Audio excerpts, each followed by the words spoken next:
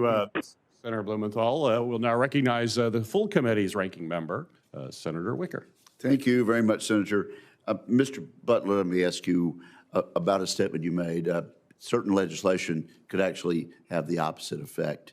And I think you and I agree on that. Let's try to be specific, though. On the Freight Act, the legislation would spur improvements to our freight transportation system. That would not be unhelpful, correct? That's not one of the things you're talking about, right?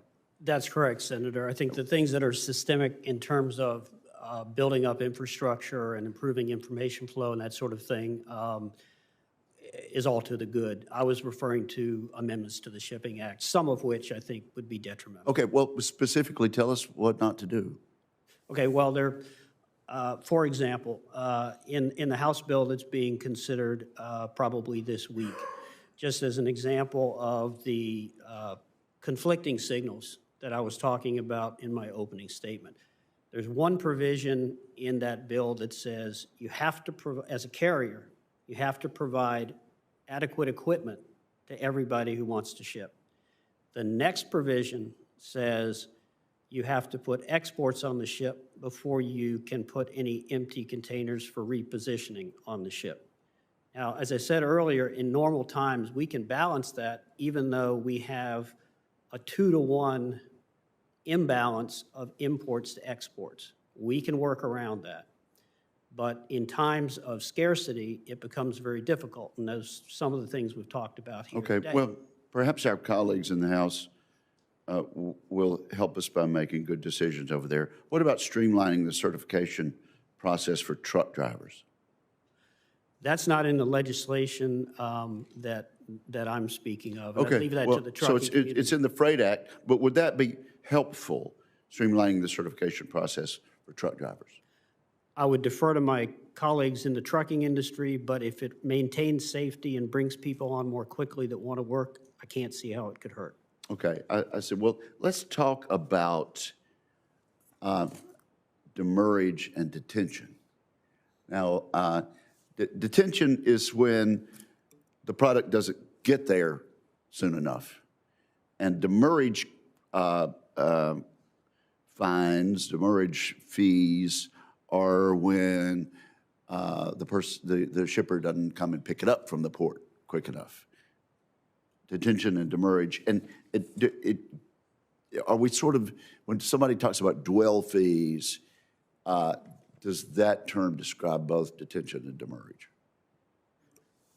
So the term dwell fee has come into use with these fees that have been proposed but not yet charged on the West Coast. And I would say those are essentially demurrage fees.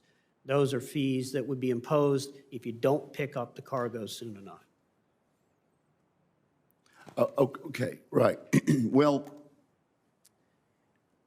are demurrage fees adding to the cost of goods? And are they being charged to companies and shippers who, through no fault of their own, are unable to comply? And is that a problem? And if so, is there a solution? Well, there's no one answer to that question, but I'll say a couple of things. With both detention and demurrage, there has to be a balance. The Federal Maritime Commission has recognized that these fees are a critical incentive to get people to either pick up their cargo from the port and get it out of there, or to bring back the empty equipment. Is it helping right now, Mr. Butler, with everything else that's causing the supply chain delay? In many cases, it is helping. It does help because it does provide an incentive for people to keep that equipment moving. Part of the problem is, and again, I'm trying to point fingers, and somebody else mentioned this earlier, everyone's trying to optimize their little piece of the supply chain, right? And if you've got a full warehouse and you've got more product coming in that you've ordered from overseas, you've got no place to put it, if you could leave it on the port for free, you're going to leave it on the port for free, even if it's going to gum up that same supply chain. Let me ask you quickly, Mr. Butler. Were you surprised at the information I gave to the committee about a different queuing system, a different counting system. Is that information that I alluded to from the Bloomberg article correct? We actually got more ships there, longer waiting times, they're just counting them different. I don't know if they're counting them differently. That was a voluntary program that was set up between the industry, the Coast Guard, and the Marine Exchange off of Southern California. We had too many ships too close together and too close to shore with winter weather coming on. There was concern about safety, and so Okay, but if they're loitering out for whatever reason, but slowing their speed, to say that those ships are not part of the supply chain delay is a little inaccurate. So thank you for that. Let me just ask briefly, Mr. Krug. Mr. Krug, that 90-day-old popcorn that was still probably okay, I hope you're able to send that somewhere. Yeah, we're able to check that over and recondition it, and we were able to reuse that product. So it's just an ongoing complication that probably you don't think of when you say there's delays in shipments.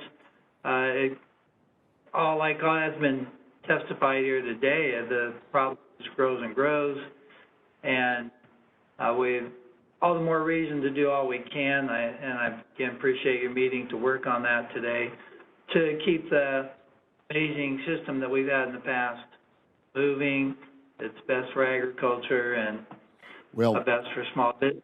Well, thank you. And I wish you well. And I was just going to offer to take some of that popcorn because I'm with Senator Blumenthal in support of popcorn, and with some relatives in Nebraska, I'm sure it's among the finest. I yield back and thank the chair for his indulgence.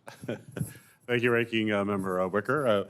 Senator Baldwin, you are recognized for your questions. Thank you, Mr. Chairman.